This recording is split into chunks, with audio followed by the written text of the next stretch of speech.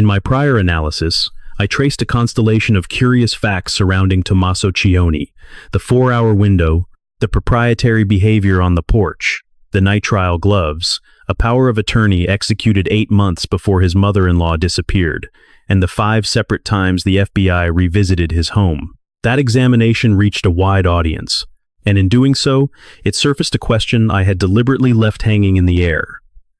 If Tommaso Cioni masterminded this, he did not act alone. The figure in the FBI's doorbell footage is noted as being between 5'9" and 5'10", with a medium build. Tommaso Cioni stands taller than that. The description does not fit. This is the most glaring inconsistency in the theory I put forward, a vulnerability I allowed to remain because I was still excavating records. I have since navigated the Pima County court system, property filings, and archive materials, combing through social media profiles that date back to 2007. What emerged was a name, one that repeatedly appears alongside Tommaso Cioni. It is a name tied to felony convictions for burglary, robbery, theft, and embezzlement. A name belonging to a man who resides in the Tucson-area, just minutes from the Guthrie home, a man whose physical description is a match for the one released by the FBI. This investigation concerns that man. His name is Dominic Aaron Lee Evans, and his involvement in this case is far more intricate than has ever been reported. The connection begins with a Craigslist advertisement. In April of 2007, 3 men in Tucson, Arizona, found one another through the most ordinary of circumstances. Dominic Evans, a drummer, made contact with guitarist Walter I. Gonalves Jr. through that online posting. Tommaso Cioni, an immigrant from Tuscany, Italy, who had arrived in the United States just 1 year prior, answered a different ad in the Tucson Weekly. The 3 of them started a band. They named it Early Black Indie Post-Punk. With influences from shoegaze and grunge, it was the style of music that populates small venues in college towns. Forever on the cusp of a breakthrough that never arrives, Dominic commanded the drums.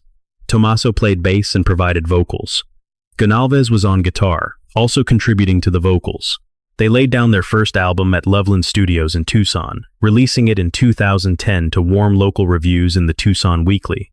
Their performances took them to Tucson, Phoenix, and Flagstaff. They built a local following, but they never broke into the mainstream. The title of that debut album is Life, Love, Love, Murder.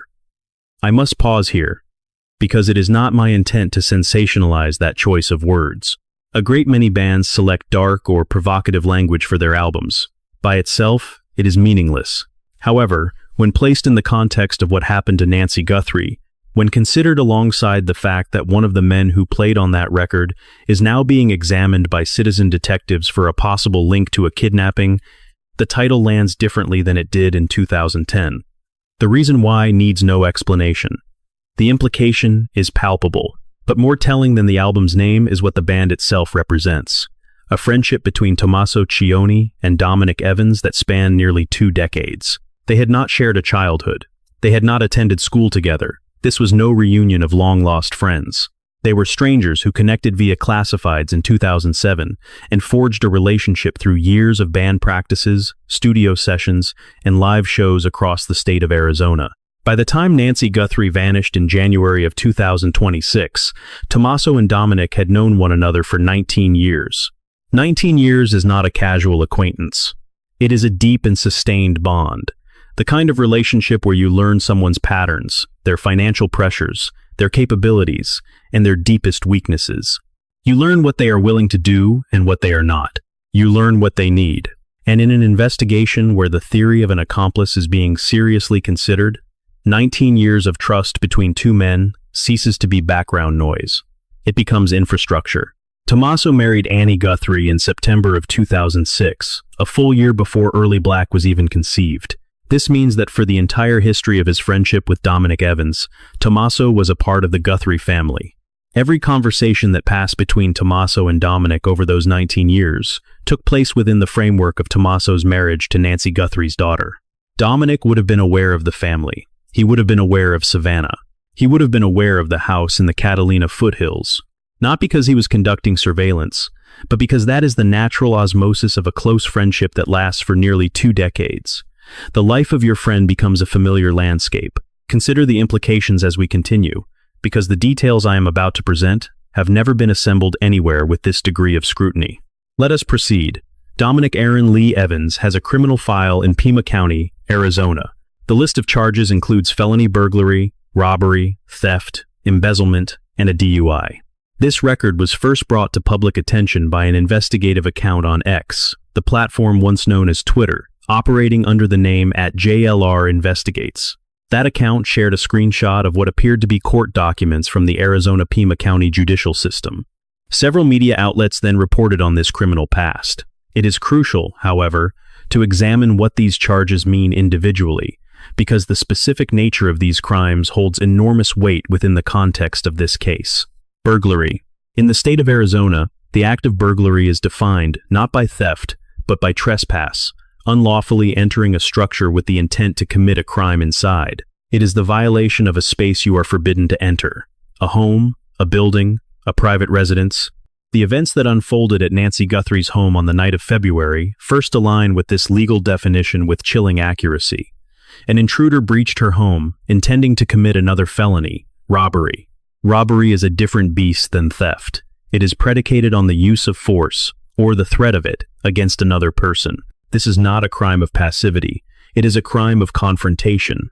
It demands a willingness to stand before another human being and seize what you want through intimidation or outright violence.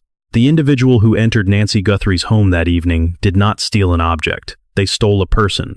An 84-year-old woman, dependent on a pacemaker, her mobility limited. An act like that requires crossing a specific psychological line. It is the readiness to physically confront and dominate another soul. Most people are incapable of crossing that line, but a person with a conviction for robbery has already proven they can. Then there are the financial crimes, theft and embezzlement. These suggest a history of taking what is not yours and a comfort with sustained deception. Embezzlement, in particular, is an act born from a position of trust. You cannot embezzle from an entity that hasn't already placed its resources in your hands. Now, consider the profile of the man captured on camera on Nancy Guthrie's porch. An individual who would invade a home in the dead of night. An individual who would confront an elderly woman and physically abduct her from that home.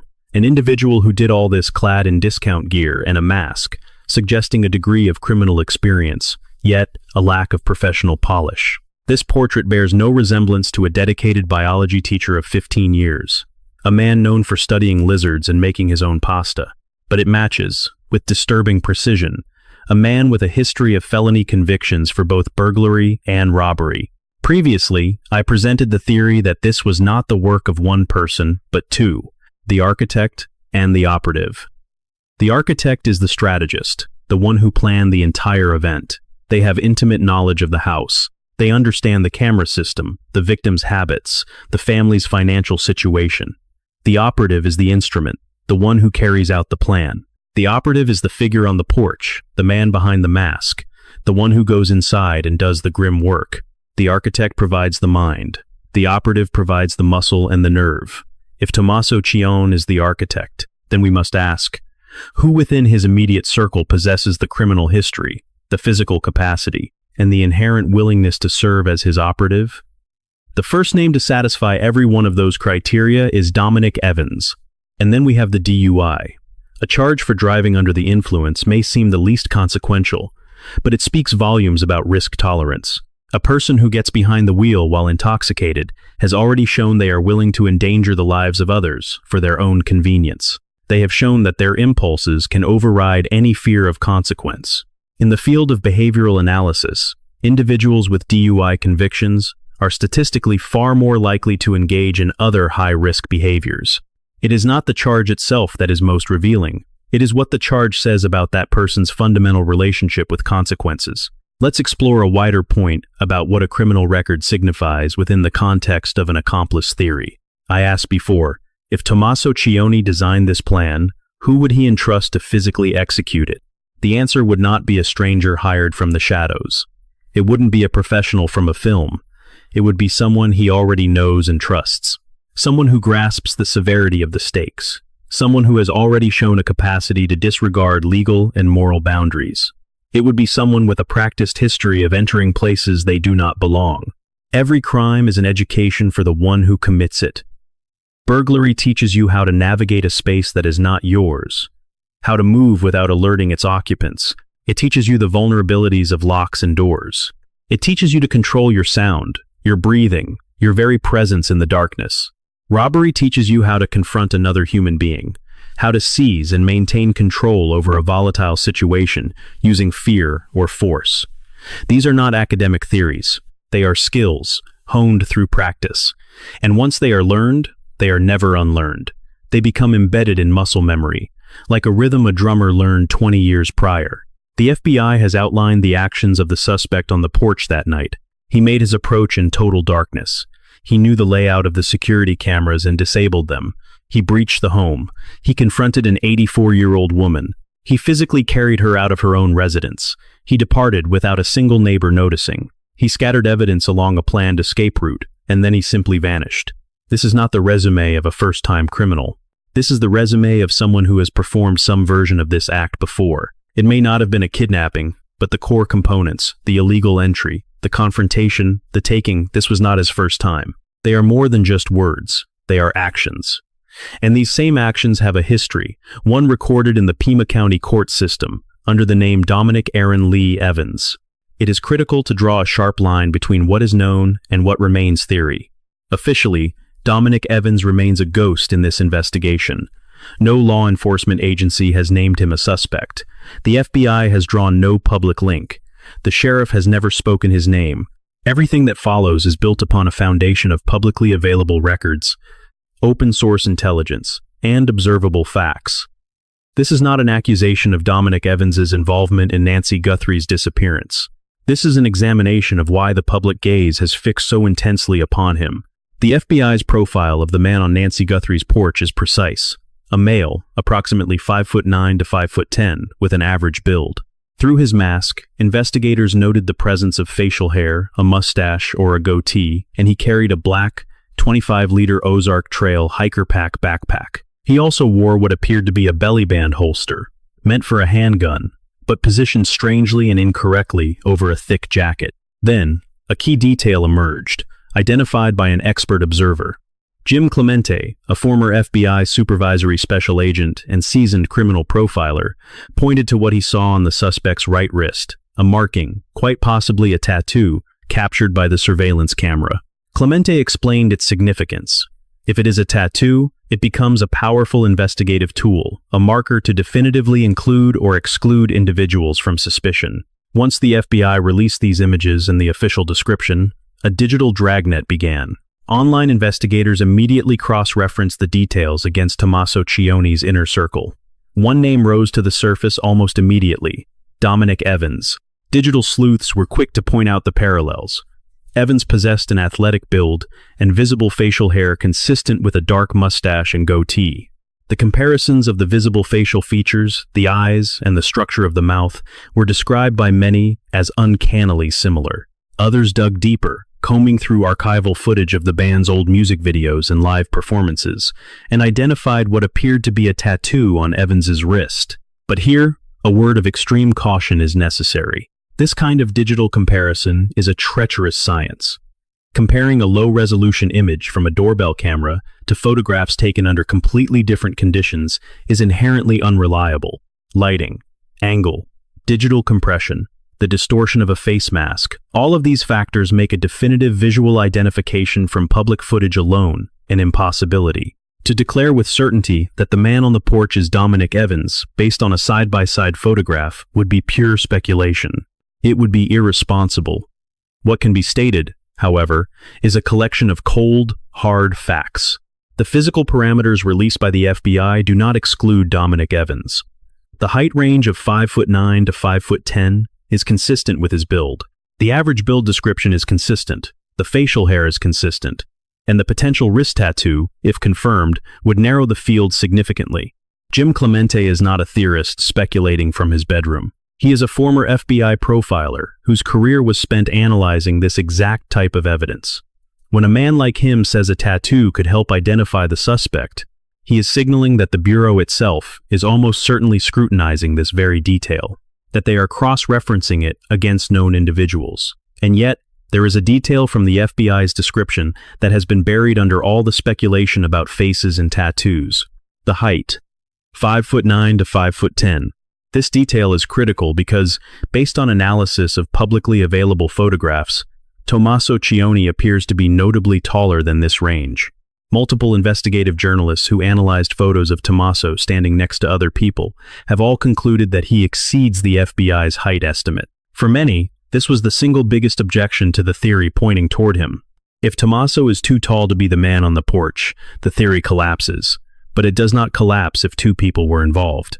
It does not collapse if the man on the porch was merely the instrument and not the architect of the crime.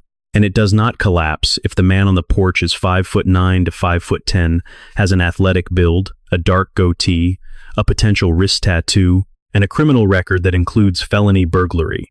The height discrepancy does not disprove the theory involving Tommaso. It proves the theory of an accomplice. It proves that the architect and the operative are two different people, and it points directly at the man who has stood beside Tommaso Cioni in banned photographs for 19 years.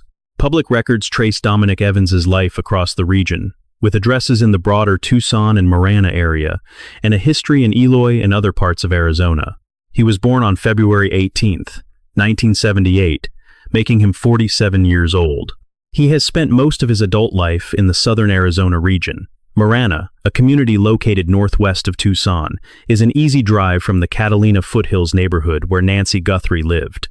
The February 13th SWAT raid that captured national attention was executed at a residence near East Orange Grove Road and North First Avenue, approximately 1.9 miles from Nancy Guthrie's home. Given his address in the Marana area and the proximity of the raid, social media immediately drew a connection to Evans. However, it is essential here to correct a piece of misinformation that has been circulating widely online. Let's be clear. The individuals taken into custody during the SWAT raid on February 13th were not Dominic Evans and his mother. ABC News identified the pair as 37-year-old Luke Daly and his 77-year-old mother. Daly's attorney, Chris Scalpi, acknowledged his client's past, a prison sentence for drug offenses, but was adamant that neither he nor his mother were arrested, insisting they have no connection whatsoever to Nancy Guthrie. A third person, a DoorDash driver by the name of Carlos Pelos, had also been briefly detained, but was quickly cleared when authorities found no link to the investigation. The inescapable conclusion, then, is that Dominic Evans was not the target of that raid. That much is an established fact. What hasn't changed, however, is the map, the geography. Evans resides in the Tucson-Marana area. Nancy Guthrie's home was in the Catalina foothills. Tommaso and Annie reside roughly 4 miles from Nancy's address. Together, these points create a compact triangle across the suburbs north of Tucson. For a crime that hinges on an intimate knowledge of the victim's surroundings, the ability to access the area at odd hours, and the need for a swift escape residing inside this geographic triangle isn't merely advantageous. It's almost a prerequisite. But there's another geographical point of interest that demands our scrutiny. Certain reports have connected Evans to a property located in Rio Rico, Arizona. Rio Rico is a rural outpost, about 60 miles south of Tucson and just 16 miles from the Mexican border near Nogales. It's isolated, sparsely populated. It is precisely the kind of landscape where a person or a secret could simply vanish without a trace. The Mexican embassy informed Fox News that they have no information to suggest Nancy Guthrie is in their country. A statement made public by Secretary of Security Omar Garcia Harfuch during a press conference. Even so, Rio Rico's closeness to the border, coupled with Evans's possible ties to the location, continues to feed speculation. It suggests a potential corridor out of Tucson for anyone attempting to transport an abductee. This is not to say that Nancy Guthrie was transported to Rio Rico or taken over the border. There is no evidence to support such a theory. But in an investigation where the FBI has fielded more than 50,000 tips and still cannot find an 84-year-old woman after 3 weeks, every geographical link, every connection to the suspect's inner circle, becomes critically important. And Dominic Evans possesses geographical ties that stretch from the very doorstep of the crime scene all the way to one of southern Arizona's most desolate corners. Consider the grim logistics of making a human being vanish. You can't hold someone captive in a dense suburb, not when every neighbor has a doorbell camera and the FBI is knocking on every door. You require a place of isolation, a rural setting with little to no surveillance and almost no traffic. A place where headlights in the dead of night don't set off motion detectors or arouse the suspicion of a prying neighbor. Rio Rico, 60 miles south of Tucson, is precisely that kind of place. Expansive properties, widely scattered homes, dirt tracks that don't even register on Google Street View, a terrain where the desert itself muffles sound, and sheer distance renders any potential witness useless. The path from Tucson to Rio Rico is a straight line down Interstate 19, a direct drive cutting through the desert. At 2 in the morning, the road is empty. The journey takes approximately 50 minutes. If a vehicle departed Nancy Guthrie's neighborhood at roughly 2:30 a.m. on February 1st, it could arrive in Rio Rico by 3:20 a.m. A return trip would put that vehicle back in the Tucson area by 4 to 10 a.m. The entire round trip, allowing for time spent at the destination, fits neatly into the dark hours before the sun comes up. And all along that route, every ping off a cell tower would create a digital breadcrumb trail, telling investigators the vehicle's exact path. Which is precisely why, if the driver wasn't meticulous, the data dump from those towers could narrate the entire event, no eyewitness testimony required. Now, let's return to a detail in the FBI footage, a detail that has been largely overlooked: the entrance. Nancy Guthrie's residence had a front gate, a separate barrier from the front door itself. This is a common feature in Tucson. Homes in the desert often have wrought iron security gates or screen doors set before the primary entrance. They act as a second layer of defense. In the doorbell video released by the FBI, the suspect is seen approaching this entrance. He extends a hand, touching the camera. Then, he seems to gain entry. But this raises a question that hasn't been scrutinized enough. How did he bypass the gate? The footage that has been made public shows no sign of a forced entry. There's no prying, no visible tools, no sign of a struggle.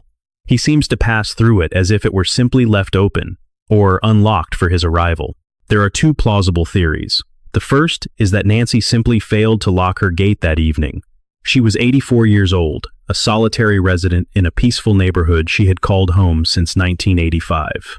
It's conceivable that she overlooked securing the outer barrier. The second, more chilling explanation is that someone else made it accessible for the intruder. Someone who may have been inside the house just hours before, someone who understood the gate was there and knew it had to be left open for the entire plan to succeed. If one considers the theory of an architect and an operative, this small detail becomes profoundly significant. Sometime between 9:30 and 9:50 p.m., Tommaso Cioni escorted Nancy to her door. He claims to have seen her safely inside, but a crucial question remains. Did he ensure the gate was secured after he left? Was the outer door checked? Or was it left compromised, creating an easy point of entry for someone who would arrive 4 hours later, needing no force at all? The figure on that porch moved with an unnerving ease, not like an intruder forcing their way in. Their movements suggested a pre-cleared path, as if an invitation had been extended. And if that path was indeed prepared by someone present just hours before, then the perpetrator required no special skills. All they needed was simple information: which door was unlocked. In a pivotal development, the Pima County Sheriff's Department and the FBI confirmed the discovery of two distinct DNA profiles linked to the crime. The first profile was lifted from a glove, discovered discarded in a field roughly 2 miles from Nancy Guthrie's residence, just off the roadside. Federal investigators have stated that the glove is a visual match to the one seen on the suspect in the grainy doorbell camera footage. The genetic material on that glove belongs to an unidentified male. It is not Nancy's. It matches no known family member, nor does it yield a hit in CODIS, the FBI's National Repository of Criminal DNA. A second, separate DNA profile was sourced from biological material found within the confines of Nancy Guthrie's home. Authorities have indicated this evidence is undergoing forensic analysis at a specialized private laboratory in Florida, with the DNA profiles currently under examination. The Sheriff's Department has made a critical confirmation. The DNA from the glove and the DNA from inside the house are not a match. They originate from two separate individuals, two profiles, two people, found in two different locations, one on a glove cast aside on a possible escape route, the other inside the very home from which an 84-year-old woman was abducted from her bed. This is no longer speculation about the presence of an accomplice. This is hard, biological proof that two distinct individuals left their genetic signature at the scene of this crime. According to former FBI hostage negotiator Chip Massey, the involvement of an accomplice fundamentally alters the entire investigation. He added that a lone kidnapper would struggle to control a captive, see to her well-being, and handle the complex logistics of concealment. Authorities are now turning to investigative genetic genealogy, the same revolutionary technique used to crack the Golden State Killer case and in the investigation of Brian Kohberger.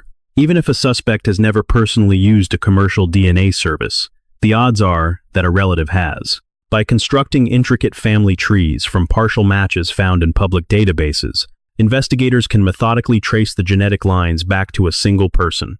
The process is painstaking, but it has closed cases that remained cold for decades. And for the perpetrators of this crime, the existence of two DNA profiles is a catastrophic miscalculation.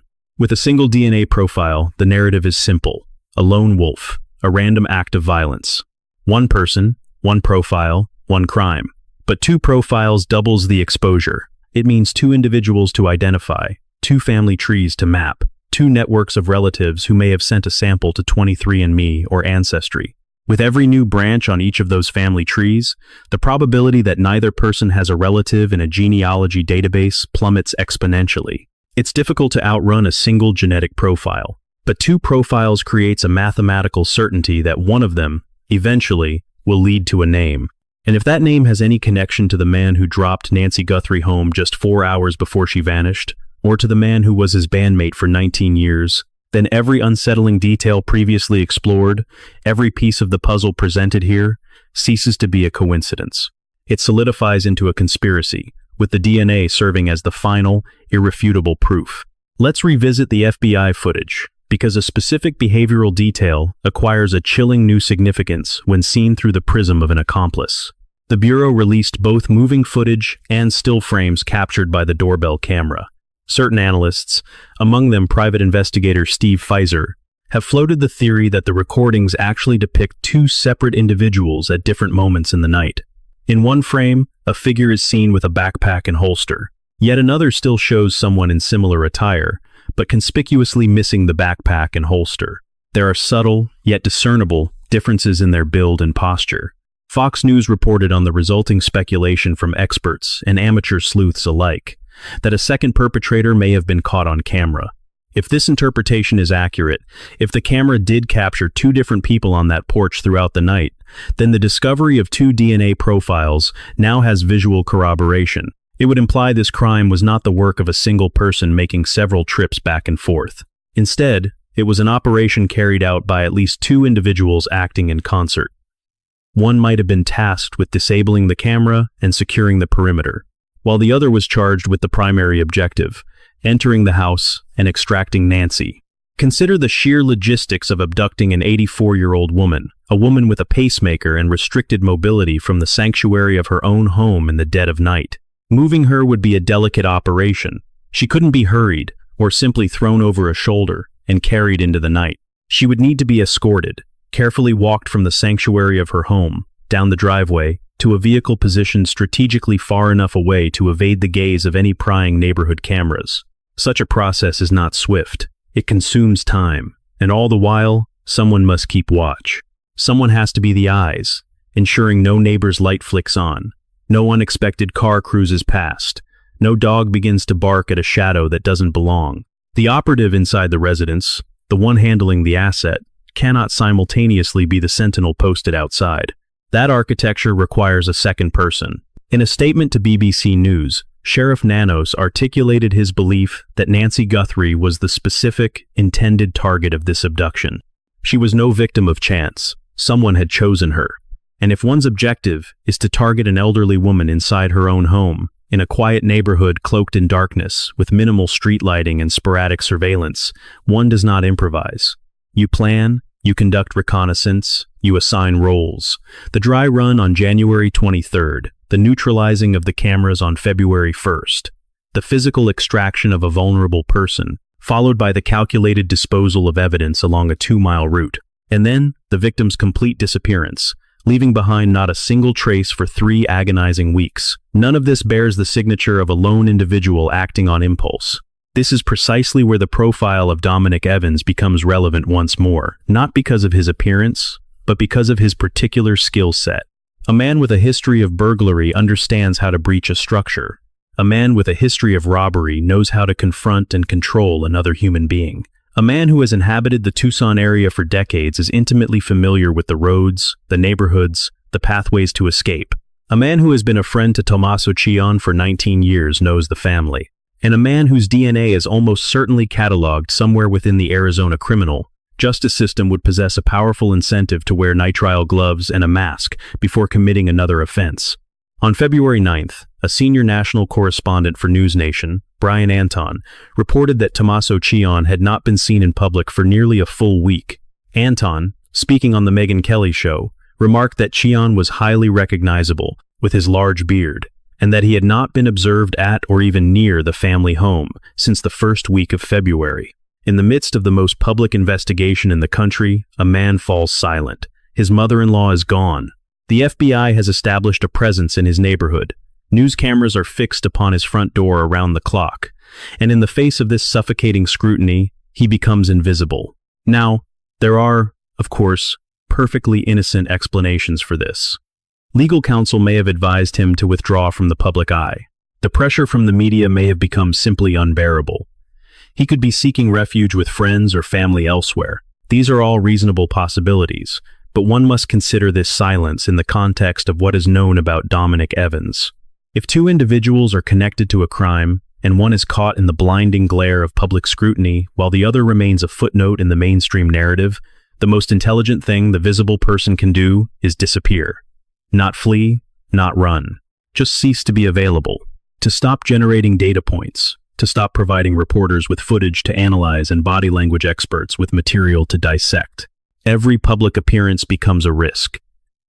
Every new photograph invites comparison. Every word spoken is something a lawyer will one day have to defend.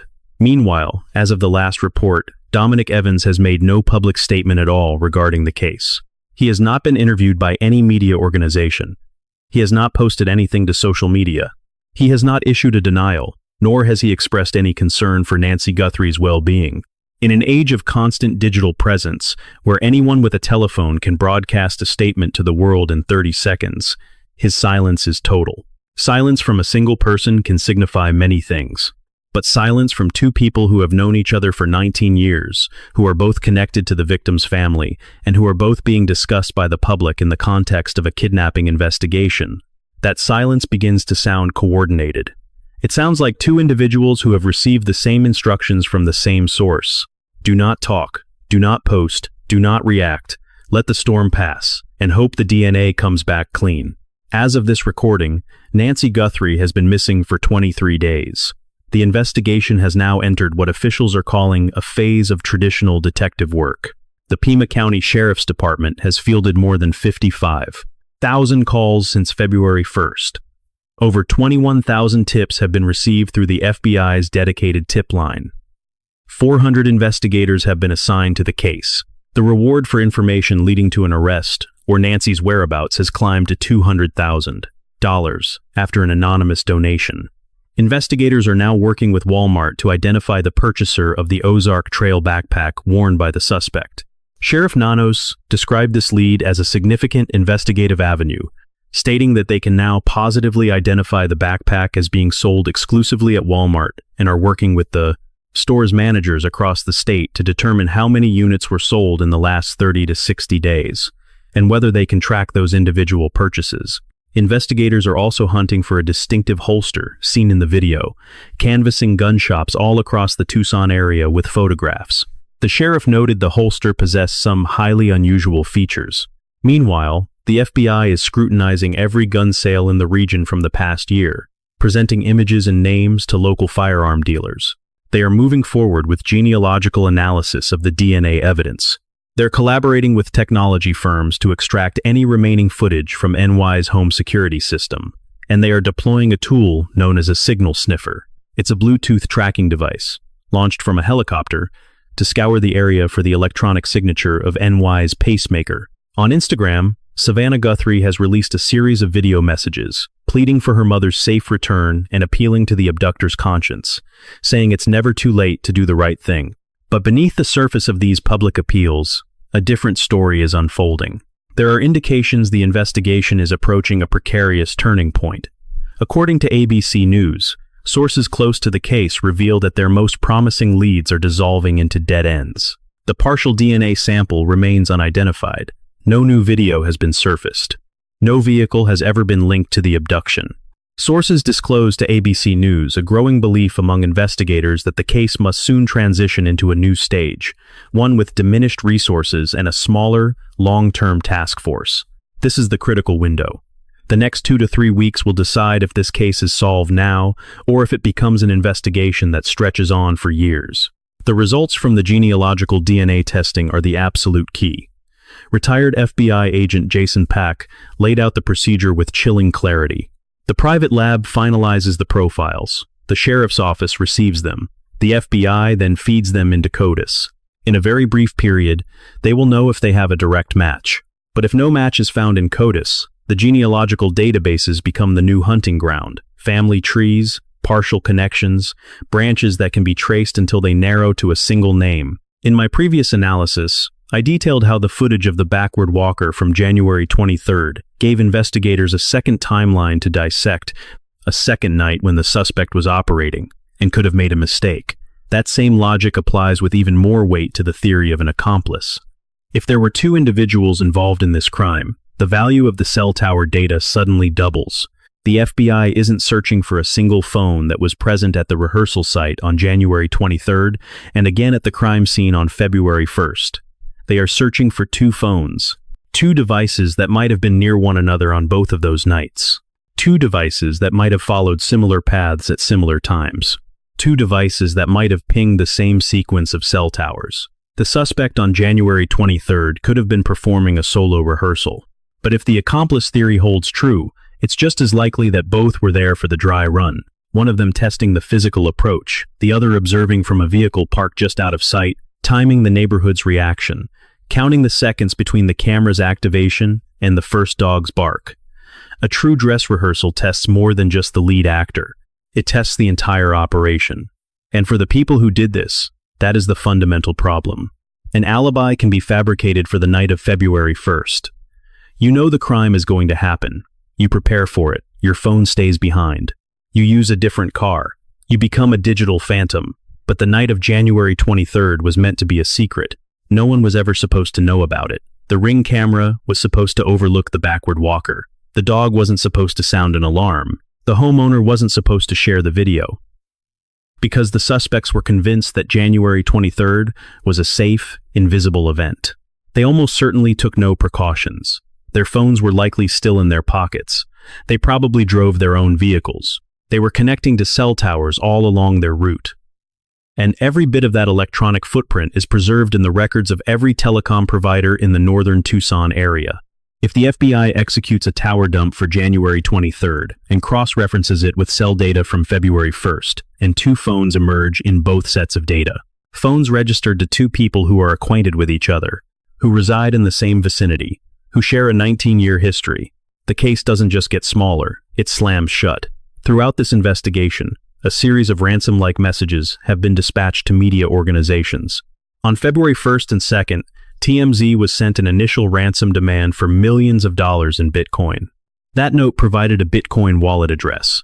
It was followed by a second note, then a third, and then a fourth. The fourth email, which arrived on February 16th, claimed in part that the writer knew what they witnessed 5 days prior, south of the border, and that they had been warned to stay quiet, alleging they know the kidnapper's identity and that it was unquestionably Nancy. Investigative journalist and former FBI profiler Jim Clemente, along with ransom specialist David Levan, have both deconstructed these communications. Levan pointed out a peculiar detail. The sender stated they wouldn't access an initial $50,000 payment until an arrest was made, after which they would expect the FBI to transfer the other $50,000. The author claimed to be making a gamble, an act that wagered both their safety and their potential freedom. In this choice of words, Levan saw the shadow of someone standing too close to the fire, someone terrified of being burned by the investigation. Too close to the fire, it's a phrase that haunts the edges of this case. This was not the language of a stranger making a cold demand for money. It felt like a voice from the margins of the conspiracy, someone with knowledge of the event, but whose hands were not the ones that committed the act. It was the sound of a person caught between two powerful forces, the terror of being dragged into the crime and the irresistible pull of profiting from the secrets they held. In their very first message, they used the term the main individual, not the kidnapper, not the suspect, the main individual. It's a cold, detached term, the language of a subordinate, of a structured operation. It speaks of a hierarchy. It suggests the sender knows this wasn't a solitary act, but a coordinated effort with a primary actor and others in supporting roles. When describing a lone predator who shatters the sanctity of a home, one says the kidnapper, the man, or the monster. You only use a term like the main individual when you have seen the blueprint of the operation, when you understand its layers. So, who would choose these words? Someone close to the fire, someone who knows this main individual, someone risking their own skin precisely because they fear being implicated. Is this the profile of a random citizen who happened upon a clue, or is it the silhouette of someone on the fringe of the plot? Someone whose involvement was deep enough to know the truth, but not so central as to feel secure. This is the profile of someone who can feel the investigation tightening around them. A person desperately trying to maneuver onto the right side of history before the final verdict of the DNA arrives. If the theory of an accomplice holds water, then the circle of those who know what happened to Nancy Guthrie extends beyond just two individuals. It could encompass silent partners who arranged logistics, those who secured a location, or even those who became accessories after the fact, burdened with a terrible secret. Each one of these people is now a spectator to their own potential downfall, watching the same news reports as the rest of the world. They see the specter of DNA analysis, the vast reach of genealogical databases, the lure of a $200,000 reward, and it appears at least one of them has already begun to crack, leaking information to the media through the anonymous veil of an email account. The circle of knowledge around the events of February 1st is larger than a single person, and the wider that circle becomes, the more likely it is that a fracture will appear from within. Before proceeding, it is necessary to address the counter-arguments. But first, we must clear away the noise. The narrative surrounding Dominic Evans has been contaminated by a viral spread of careless reporting across social media. Certain accounts have inaccurately portrayed the SWAT raid on February 13th as an operation targeting Dominic Evans. This is false. The subjects of that raid were Luke Daly and his mother. To date, there is no public record of Evans being officially detained, questioned, or connected to any law enforcement action. To frame the raid as his story is a distortion of the facts, a distortion that corrodes the credibility of all who are attempting to navigate this case. Other outlets have misidentified the gloves discovered near the residence as latex. They are nitrile. The distinction is critical. Nitrile is the material of choice in scientific and laboratory environments. This detail points directly back to Tommaso's professional world. Latex is a fundamentally different material. This is not a trivial error. It signals a failure of basic research. Then there are the side-by-side photo comparisons of Evans and the masked intruder, often presented as a conclusive match. It is anything but. A low-resolution image, captured by a doorbell camera, warped by infrared light, and veiled by a ski mask, cannot be reliably compared to a candid photograph taken under completely different circumstances. Such comparisons are the domain of trained forensic analysts, not the work of amateur detectives piecing together screenshots online. The reason Dominic Evans is a figure of interest is because a collection of publicly known facts demands scrutiny. His criminal history, his geographical proximity, his known association with Tommaso, the consistency with the physical description, the existence of two distinct DNA profiles, the very theory of an accomplice, these are all valid data points on a map of possibilities, but they are not proof. Anyone who claims they constitute proof is selling a fiction, not the truth. The primary counter-argument rests on a simple premise. If the family has been cleared, then by extension, Tommaso is cleared. And if he is not involved, the entire theory of a hired hand crumbles. It is a logical position, and one that must be seriously considered. But as previously established, cleared is a fluid investigative classification, not a final legal judgment. It signifies only that the evidence at hand is insufficient to bring charges. That status can be altered by a single new discovery. And in cases of this magnitude, publicly clearing family members can be a calculated strategy, a tactic to deflect public pressure, and, perhaps, to lull a guilty party into a false sense of security. Then, there is the simplest and perhaps most unsettling possibility of all, that Dominic Evans has nothing to do with this. That his criminal past is merely the past, with no bearing on the present, and that his physical similarity to a shadowy figure on a screen is nothing more than a cruel coincidence. Perhaps the bond with Tommaso is exactly as he claims, a simple friendship, nothing more. And perhaps the real abductor is a ghost, a name buried in a database, waiting for genealogy to give him a face. This is a tangible possibility, and one that cannot be casually dismissed. In our last examination, we laid out the case for Tommaso Cioni as the architect. In this one, we've presented the profile of Dominic Evans as the potential operative, a man with felony convictions for both burglary and robbery. He is a man who aligns with the FBI's physical profile, and a man who has maintained a close friendship with the victim's son-in-law for 19 years. He is a man who resides in the immediate area, whose band's debut album was titled Life, Love, Love, Murder. But I want to conclude with an observation that no one else analyzing this case has articulated. The reason the Dominic Evans angle is so critical has nothing to do with his face, a tattoo on his wrist, or a side-by-side photo comparison on social media. It is critical because he solves the problem, the single greatest anomaly in the Tommaso Cioni theory. The most potent counterargument from our last report was the matter of height. Tommaso appears too tall to be the figure on the porch. If that detail is true, the entire theory should disintegrate. But it doesn't, and the reason it holds together is Dominic Evans.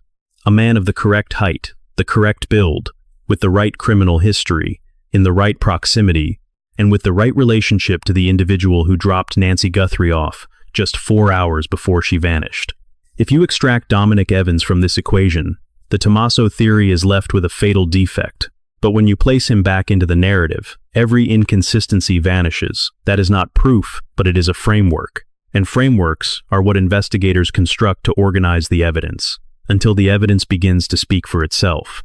The DNA will speak, the genealogy will speak, the cell tower data will speak, and when they do, this framework will either solidify or it will shatter. There is one more element for you to contemplate. The reward is now $200,000. That figure isn't just for a stranger with a piece of information. It is for anyone who possesses knowledge. If a circle of people knows what truly happened on the night of January 31st, $200,000 is a sum that is engineered to test loyalty. It is designed to test friendships. It is enough to test the bond between two men who connected through a classified ad in 2007 and have played music together for nearly 2 decades. Money has a way of forcing people to reconsider the price of their silence, especially when the alternative is a genetic match that leads federal authorities directly to their door. I am not telling you that he is guilty. I am telling you that when the DNA analysis returns, his is a name the investigation cannot afford to overlook. And if those results link to anyone in their immediate circle, then the album title, the criminal record, the 19-year friendship, the matching height, the geographic proximity, all of it ceases to be coincidence and begins to solidify into evidence. The DNA will be the deciding factor. It always is. And when it delivers its verdict, we will be here. Share your thoughts in the comments. Tell me your position. Point out what I have missed. Tell me what you believe occurred on the night of January 31st. Because this community has been ahead of the official investigation from the very beginning, and I will not stop pursuing the records until Nancy Guthrie is located. Subscribe, enable notifications, and share this information with anyone tracking this case. The next update will analyze the DNA results the moment they are released. And that report could alter everything.